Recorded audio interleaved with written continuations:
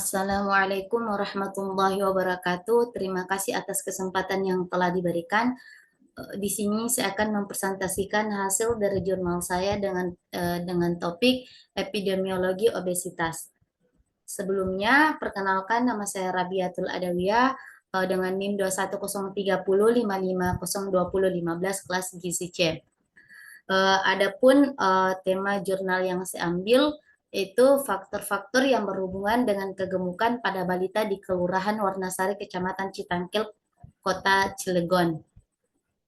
Adapun outline-nya yang pertama yaitu identitas jurnal, tujuan penelitian, metode penelitian, latar belakang, hasil penelitian, pembahasan, kesimpulan, dan yang terakhir saran.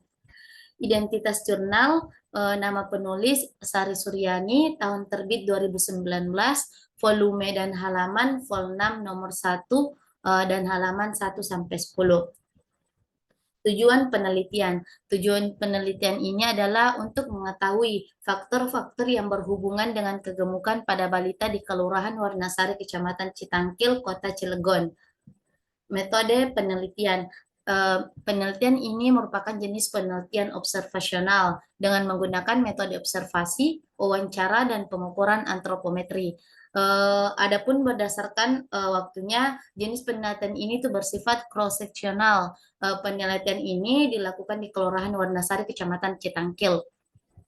Dalam pengambilan sampel dilakukan secara accidental sampling dari balita yang datang dan ditimbang di Posyandu Kelurahan Wanasari, Kecamatan Citangkil dengan kriteria inklusif.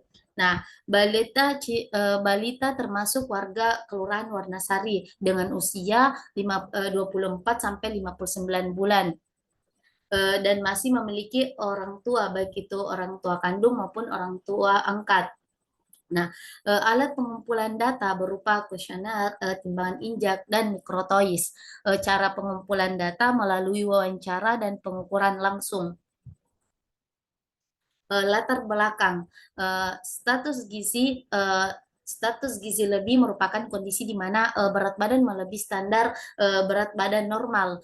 Gizi lebih dapat terjadi pada semua lapisan umur, dari mulai bayi, balita, anak-anak, orang dewasa, hingga lansia. Nah, Persatuan Ahli Gizi Rumah Sakit Cipto Mangunkusumo atau RSCM mengatakan gizi lebih yang dapat menyebabkan kegemukan pada usia balita. Nah, di mana kegemukan itu berpotensi menyebabkan terjadinya peningkatan risiko penyakit degeneratif, gangguan saluran pernafasan, masalah jantung, serta dapat berisiko terjadinya diabetes. Nah, Rumah Sakit Cipto Mangunkusumo atau RSCM mengatakan gizi lebih yang dapat menyebabkan kegemukan dibagi menjadi dua, yaitu berat badan atau biasa disebut dengan overweight, yang berarti berat badan lebih dari 10 sampai 20% dari berat badan ideal, dan obesitas yaitu kondisi tubuh memiliki berat badan lebih 20% dari berat badan ideal. Berdasarkan data Diskesdas tahun 2010, prevalensi kegemukan di kalangan balita di Indonesia adalah 14,0%, di mana lebih tinggi dari jumlah balita yang sangat kurus, yakni prevalensinya 6% dan 7,3%. Berdasarkan kelompok umur, prevalensi kegemukan pada usia 24 sampai 35 bulan itu sebesar 13,1%, dan pada usia 36 sampai 47 bulan serta 48 sampai 49 bulan masing-masing prevalensinya itu 12,1 dan 12,0%. Sementara hasil Riskesdas 2007 menunjukkan prevalensi kegemukan di Indonesia sebesar 12,2%, dan pada kelompok umur 24 sampai 35 bulan prevalensinya itu sebesar 10,9%, dan pada kelompok usia 36 sampai 47 bulan serta 48 sampai 48 sampai 59 bulan itu masing-masing prevalensinya 11,2% dan 10,7%. Nah, di sini ada hasil penelitian pada tabel 1 itu berdasarkan status kegemukan, jenis kelamin, berat badan lahir, pendidikan ibu, pekerjaan ibu, dan jumlah anggota keluarga. Nah, pada variabel pertama itu terdapat status kegemukan, di mana kategori gemuk frekuensinya terdapat 18 orang dengan prevalensi 19,1%, dan kategori tidak gemuk frekuensinya terdapat 76 orang dengan prevalensi 80,9%. Nah, untuk variabel selanjutnya itu jenis kelamin, di mana jenis kelamin laki-laki frekuensinya itu terdapat 57 orang dengan prevalensi 60,6%. Untuk jenis kelamin perempuan terdapat frekuensi 37 orang dengan prevalensi 39,4%. Nah, variabel selanjutnya ada berat badan lahir. Berat badan yang pertama, berat badan lahir berisiko. Terdapat frekuensinya terdapat 15 orang dengan prevalensi 16,0%. Untuk berat badan lahir tidak berisiko, frekuensinya terdapat 79 orang dengan prevalensi 84,0%. Nah, selanjutnya variabel pendidikan ibu. Pendidikan ibu rendah, frekuensinya terdapat 22 orang dengan prevalensi 23,4%. Untuk pendidikan ibu tinggi sampai ke jenjang perkuliahan itu frekuensinya itu terdapat 72 orang dengan prevalensi 76,6%. Selanjutnya variabel pekerjaan ibu. Pekerjaan ibu yang bekerja frekuensinya terdapat 14 orang dengan prevalensi 14,9%. Untuk ibu yang tidak bekerja terdapat 80 orang dan prevalensinya 85,1%. Nah, dan variabel yang terakhir ada jumlah anggota keluarga, di mana jumlah anggota keluarga besar frekuensinya yang terdapat ada 71 orang dengan prevalensi 75,5%. Untuk jumlah anggota keluarga kecil, frekuensinya terdapat 23 orang dan prevalensinya ada 24 dan prevalensinya itu 24,5%. Nah, jadi total jumlah keseluruhan frekuensinya itu ada 94 orang. Nah, data ini sumbernya dari data primer tahun 2018. Selanjutnya, tabel kedua berdasarkan hubungan jenis kelamin, berat badan lahir, pendidikan ibu, pekerjaan ibu, dan jumlah anggota keluarga terhadap kegemukan pada anak. Di sini di variabel pertama yaitu variabel terdapat jenis kelamin, di mana di sini jenis kelamin laki-laki yang dimana secara keseluruhan jumlahnya itu 57 orang. Nah, untuk kategori gemuk yang berjenis kelamin laki-laki terdapat 17 orang dan prevalensinya 29,8%. Untuk kategori tidak gemuk yang berjenis kelamin laki-laki terdapat 40 orang dengan prevalensi 70,2%. Nah, untuk jenis kelamin perempuan yang kategori gemuk secara keseluruhan terdapat 30 secara keseluruhan jumlahnya 37 orang. Nah, untuk kategori gemuk yang berjenis kelamin perempuan terdapat 1 orang dengan prevalensi 2,7%. Nah, untuk kategori tidak gemuk jenis kelamin perempuan terdapat 36 orang dengan prevalensi 97,3%. Selanjutnya variabel berat badan lahir. Nah, berat badan yang pertama ada berat badan lahir berisiko, di mana jumlahnya sebanyak 15 orang dan yang kategori gemuk terdapat 12 orang dengan prevalensi 80%. Nah, untuk kategori tidak gemuk berat badan lahir berisiko terdapat 3 orang dengan prevalensi 20%. Nah, selanjutnya berat badan lahir tidak berisiko, yaitu dengan jumlah 79 orang. Nah, untuk kategori gemuk berat badan lahir tidak berisiko terdapat 6 orang dengan prevalensi 7,6%. Dan untuk kategori tidak gemuk berat badan lahir tidak berisiko itu terdapat 73 orang dengan prevalensi 92,4%. Selanjutnya variabel pendidikan ibu rendah. Di sini dengan total jumlah keseluruhannya itu ada 22 orang. Nah, untuk kategori gemuk pendidikan ibu rendah terdapat 2 orang dengan prevalensi 9,1%. Nah, untuk kategori tidak gemuk pendidikan ibu rendah terdapat 20 orang dengan prevalensi 90,9%. Nah, selanjutnya pendidikan ibu tinggi, di mana secara keseluruhan itu jumlahnya 72 orang. Nah, untuk kategori gemuk pendidikan ibu tinggi terdapat 16 orang dengan prevalensi 22,2%. Nah, untuk kategori tidak gemuk pendidikan ibu tinggi terdapat 56 orang dengan prevalensi 77,8%. Selanjutnya ada variabel pekerjaan ibu. Nah, di sini pekerjaan ibu ada ibu yang bekerja dengan jumlah keseluruhannya itu ada 14 orang, dan untuk kategori gemuk untuk kategori gemuknya itu ada 18 orang dengan prevalensi 78,6%. Nah, untuk kategori tidak gemuk untuk ibu yang bekerja ada 3 orang dengan prevalensi 21,4%.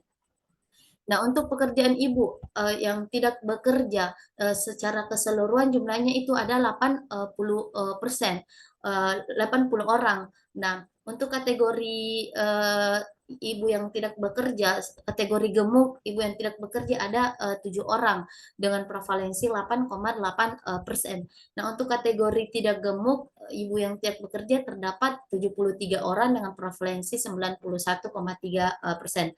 Selanjutnya variabel yang terakhir ada jumlah anggota keluarga, di mana jumlah anggota keluarga besar itu secara keseluruhannya itu jumlahnya ada 23 orang. Nah, untuk kategori gemuk jumlah anggota keluarga besar terdapat 2 orang dengan prevalensi 8,7%. Nah, untuk kategori tidak gemuk, keluarga besar terdapat 21 orang dengan prevalensi 91,3%.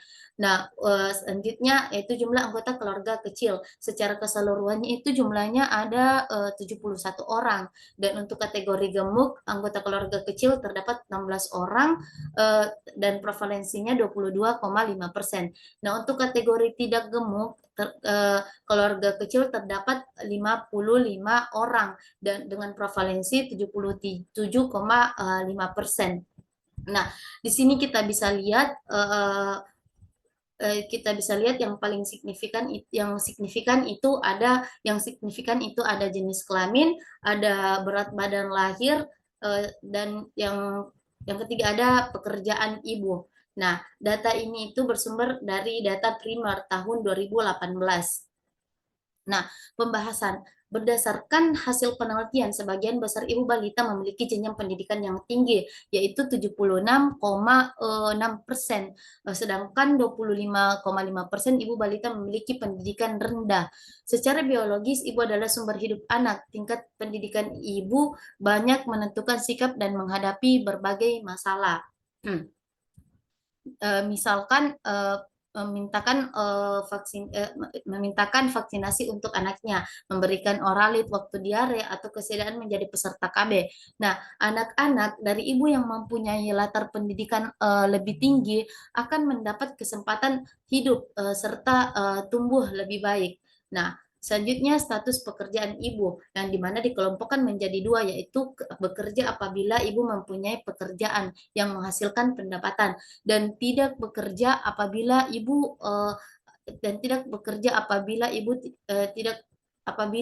tidak memiliki pendapatan yang tetap, hanya mengurus rumah tangga saja. Dari hasil penelitian ini dan sebelumnya menunjukkan bahwa sebagian besar ibu pada balita adalah seorang ibu rumah tangga. Nah, di sini selanjutnya ada jenis kelamin.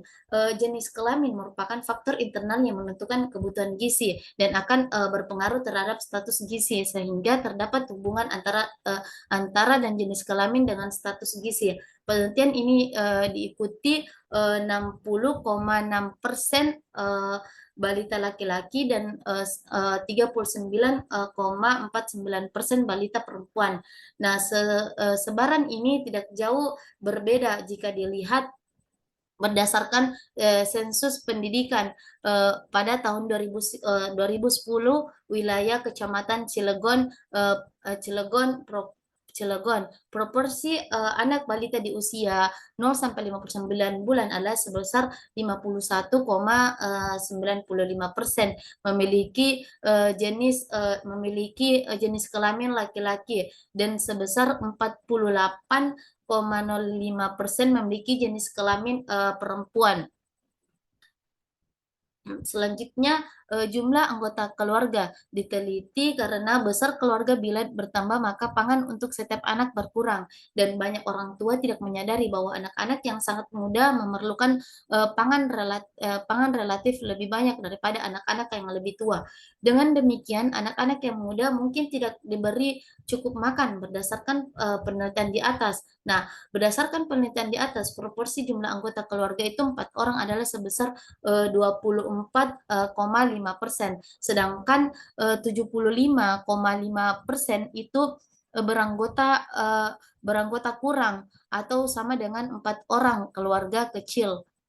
Nah, berdasarkan hasil analisis, hubungan antara berat badan lahir dengan kegemukan diperoleh kejadian kegemukan pada anak balita yang memiliki berat lahir berisiko itu di bawah 2.500 gram dan 4.000 gram, yaitu sebesar 80,0%. Sedangkan pada anak balita yang memiliki berat badan lahir tidak berisiko itu 2.500 sampai 4.000 gram yang mengalami kegemukan yaitu sebesar 7,6%. Nah, kesimpulan. Nah, pada penelitian ini sebagian besar responden memiliki badan yang tidak gemuk, berjenis kelamin laki-laki. Berat badan lahir tidak berisiko, ibu dengan pendidikan tinggi SMA sampai ke jenjang perkuliahan, ibu yang tidak bekerja dan tinggal dalam keluarga besar. Jadi ada hubungan antara jenis kelamin, berat badan lahir, pekerjaan ibu dengan kegemukan pada anak dan tidak ada hubungan antara pendidikan ibu dan jumlah keluarga dengan kegemukan pada anak. Nah,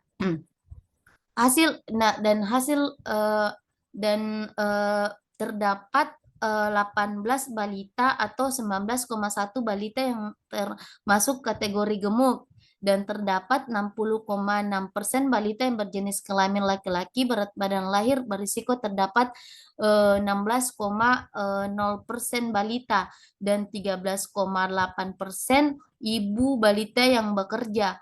76,6% pendidikan ibu balita yang memiliki pendidikan tinggi dan 75,5% keluarga balita yang memiliki jumlah keluarga atau keluarga kecil.